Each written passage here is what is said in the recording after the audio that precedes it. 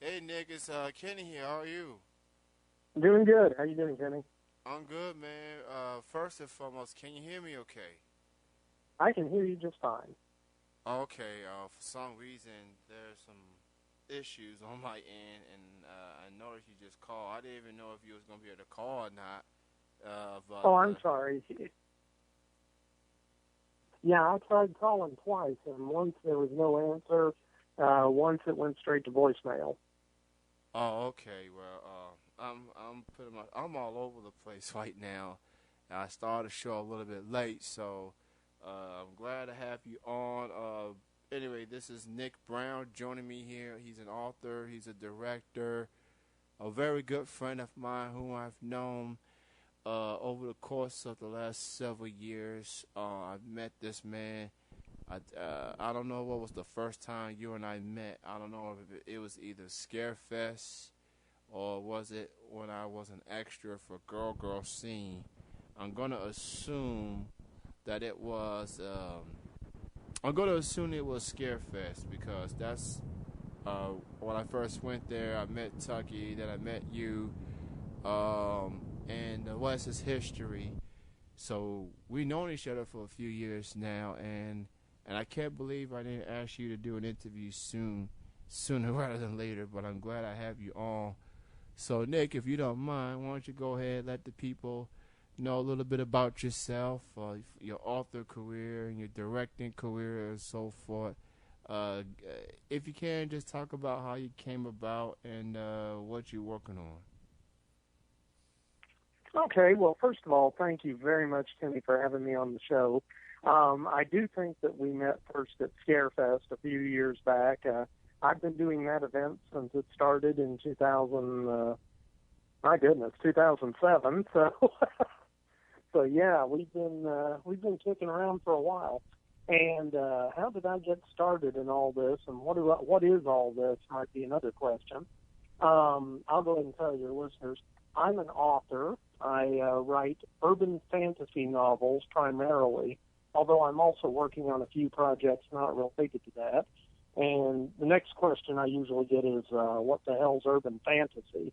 And in my case, urban fantasy means werewolf detective novels and also novels that involve supernatural, mystical forces, but that are set in a modern world setting. So it's not something like Game of Thrones or something like that where you have another world or a past area. Everything I write is set in the present day, but it incorporates a lot of elements of fantasy, such as magic, witchcraft, monsters, and my particular favorite is werewolves. So they're there. And my series is the Werewolf for Hire series, and your listeners can check that out at werewolf4hire.com. That's werewolf, Forhire.com. And you can read free samples there and all sorts of stuff, get a feel for it. But I actually got started with filmmaking through my association with Tucky Williams, who you actually met us together there at the Scarefest. Tucky and I were friends, and she was an actress, and I have another website, which is bmovieman.com, and I'd interviewed her for that website about her film Dead Moon Rising, which she was an actress in, and one of the main characters.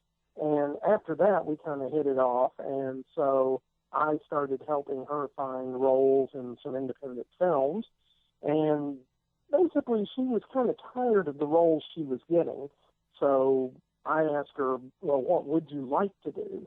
And she gave me the script for a web series called Girl Girl Scene, which is, as you know, a dramatic lesbian web series about what it's like to be a young urban lesbian in Kentucky today. And it wasn't exactly the genre that I imagined if I ever made something that I'd be working in, but, it was a lot of fun, and I read the pilot episode that she'd written, and I said, you know what, this is something we can make. It doesn't involve a lot of special effects. It doesn't involve a lot of locations. It's pretty simple. It's very story-driven. So we set about making that in 2009, and I did retire from the show in 2013 after 2 8-episode seasons. And so there's 16 episodes out there that I'm associated with. And if I'm not mistaken, Tucky has carried on and has actually filmed a 3rd season. So I encourage all the listeners to go out and check out girlscene.com. And that is spelled SCENE.com. And that's kind of how I got my start in filmmaking. Now, I'm still in filmmaking, even though I'm no longer working with that. I'm actually working with some folks out of Louisville on some projects, and I'm not at liberty to discuss them in any detail right now. But if things pan out, I think you'll be hearing a lot about 1 or 2 of our projects over the next year or so. So we should be going into production, though, if everything works out, probably in January or February on the first production. So I'm really excited about that. And I have found that I've developed a taste for the independent filmmaker lifestyle, as it were, which is to say I've developed a taste for trying to make movies with no budget and every every obstacle possible stacked up against you, but you still manage to get something out there and hopefully have fun doing it. So it's a fun, challenging industry to be involved in. Well, Nick, it was definitely great to hear more from you, and it was nice to meet you again at Scarefest, and what I like about you is your dedication to the craft, and I guess the whole urban thing you was pointing out. I guess when people think of urban, they think maybe hip hop or whatever, something like that, but you got your own feel to it, and one of these days, man, I gotta buy one of your books. I definitely am intrigued to check it out, man. And what I really try to do, in particular to this show, is do what I can to promote the local people out there, especially in the Kentucky area. And it's great to see that you have succeeded in both fields, and being an author and doing film work, especially with Girl Scene. For those that may already know by now, I was an extra on a couple of episodes, and I enjoy being an extra. And it's the first time I heard that you're no longer associated with Girl Scene, but I guess at least you're still on good terms with them. You just decided to focus on other projects. And that being said, go back to Scarefest for a moment. I was there, you was there. It was quite the event. A lot of big names in the horror and paranormal industry were there. And you've been there since the very beginning. How did you felt being at the convention recently? Well, Kenny, I really, really do love the Scarefest. I think it's, first of all, I'm a big fan of horror and paranormal. And, I incorporate that into my writing, but also, it's my website, themovieman.com, is primarily focused on independent and classic horror films, genre horror, sci-fi, and paranormal. And so it's a real treat for me to be able to be involved with something like Scarefest. And I've actually been working with them as their media coordinator for probably the past 5 years now. And then the first 2 years, I was just working as kind of a ad hoc coordinator volunteer. So I kind of fell into my zone of comfort, as it were, a couple of years into it, because, as somebody who represents the new press, such as yourself, it's easy to see that maybe traditional media is moving over a little bit to make room for things like podcasting and bloggers and, web-based media. Because especially with the younger generation, that's where a lot of the information is getting disseminated. That's where a lot of the buzz comes from. And so it was really important for the Scarefest to make sure that they had a handle on that as well. And so since I have some experience at that, that's how I kind of came to be involved in that. But the Scarefest, this year we had some really interesting, cool guests. We had Cary Elwes from The Princess Bride and the Saw films, and he was there talking about his new book, which is about his experiences filming The Princess Bride. We had, a lot of returning guests such as Kane Hodder, always a fan favorite. We had paranormal guests such as a number of the members of the Ghost Hunters, including Grant Wilson. And it was really great to have them from the Sci-Fi Channel on there. As a matter of fact, I think we had most of the cast at one point or another, including Dave and Tango and Grant Wilson.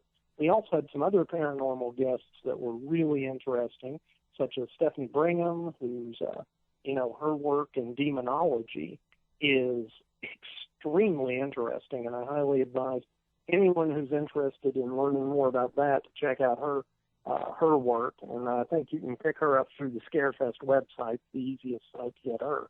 But yeah, I mean, it's such a cool event, and every year it just seems to get bigger and better. And when we started out, they were just taking up about half of Heritage Hall, and a few times that actually meant that we were sharing the building with a gun and knife show, which is always interesting when you have the horror and paranormal convention on one side and the gun and knife show on the other. But the last few years, the event's grown so big that they were able to take the entire facility of Heritage Hall, something like 50,000 square feet. And so that was all horror and paranormal guests, vendors, and seminars and events. And this year, it was really fun. As a matter of fact, I was even asked to do a seminar myself on Sunday. I did a history of werewolves in cinema, because that's one of my nonfiction projects that I'm working on. I'm actually working on that one with my wife, who's also a writer. And, it's an exciting topic for me, talking about the history of werewolves in cinema. That goes all the way back to the silent film era, all the way through more recent films such as Twilight and some of the newer stuff like that. I do want to point out that as far as the Saturday festivities, or at least into the mid-Saturday evening, if you will, there was a concert going on at Web Arena, which is pretty much connected to the Heritage Hall, and I totally forgot the name of the country singer's name, but you in the convention, you got the horror and paranormal and the scary people on the Heritage Hall, and then you had the country bumpkin feel at Web Arena, and I think that's the first time that Scarefest had to share the same building with a actual live musical performance, a concert, if you will. And being that you were there, what's your take on having a horror and paranormal convention having to share the same building as a country concert? Well, Jimmy, that's funny because it seems like every year there's something that's going on at Rupp Arena at the same time that we're having the event, whether it's a ball game or, whether it's something like a country music concert. I know a couple of years running we had big comedian acts come in, and we were sharing the building with comedians, and it kind of goes back to what I was saying about sharing the space with the gun and knife show, too, if it were. You draw a very different crowd, generally speaking, for, say, a gun and knife show than you do for a horror or paranormal convention. And the same thing's true for the country music. And like you, I can't remember who it was that was playing because I'm not particularly up on my country music. Sorry. I know that'll surprise a lot of folks with my accent, but I'm not. But yeah, it was probably most interesting though because it actually, I think there were a lot of folks who came up from eastern Kentucky and traveled in from other parts of the state for the concert that actually came in early and were looking for something to do and ended up going to the Scarefest.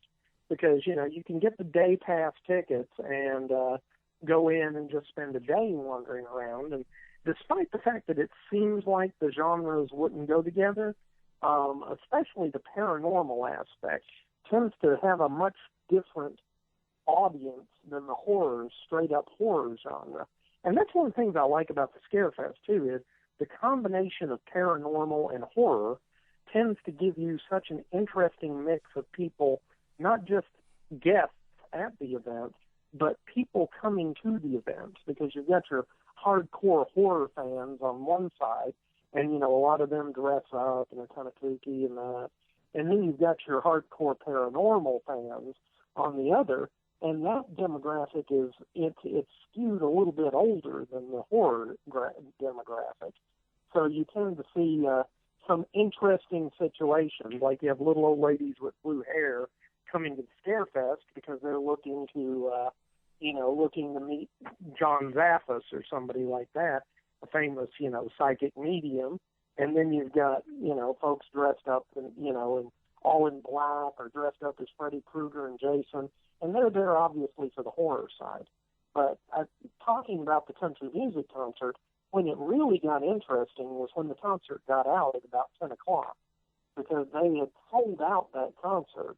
And so you had about 30,000 country music fans suddenly filling up the hall outside of Heritage Hall.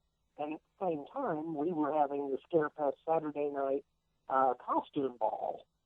And so we had a lot of folks trying to come into that from the country music concert. And that was very interesting, to say the least. And a lot of folks not knowing what the hell was going on with all these people dressed up in their horror outfits and such. So it was definitely a lot of fun and very interesting to watch.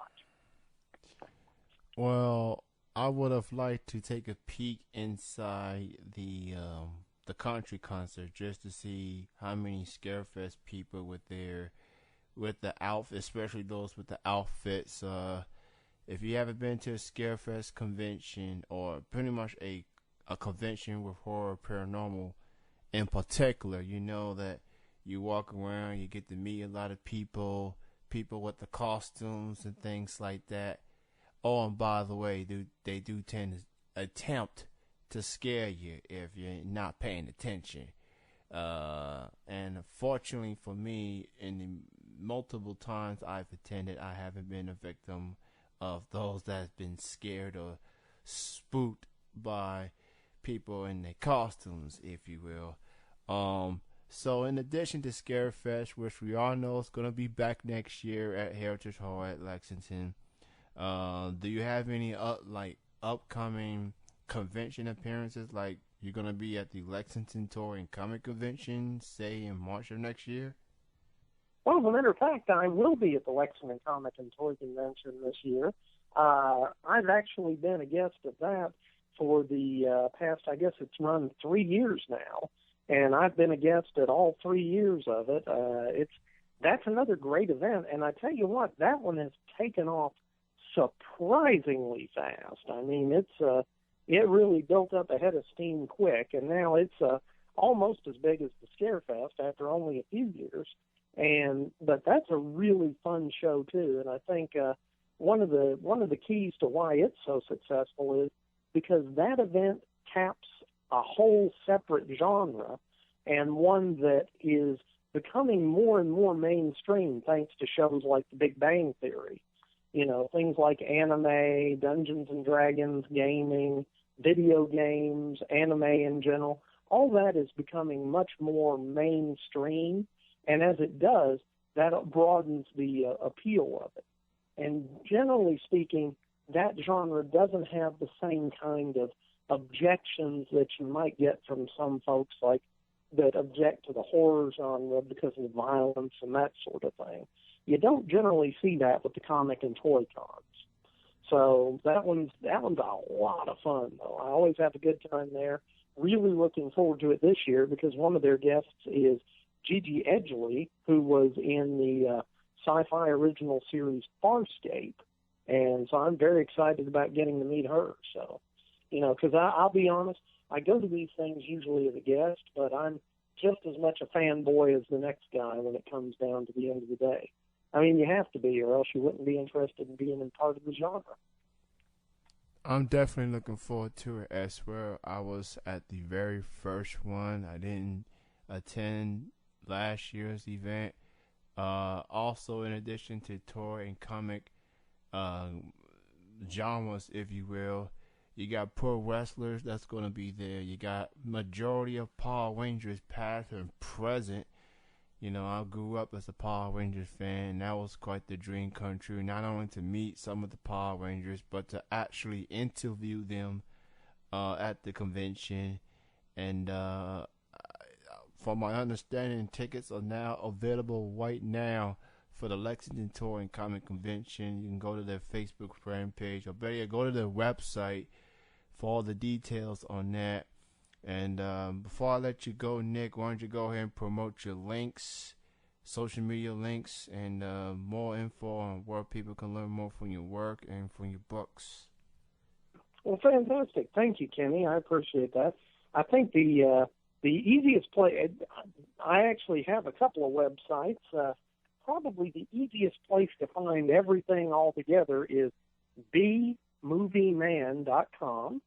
That's my main website, and that is my site where I do movie reviews, video game reviews, television, genre, pretty much anything I take a fancy to, because as I like to say, it's my website, so I'll put what the hell I want to on it. But it's a pretty good site, and that's bmovieman.com.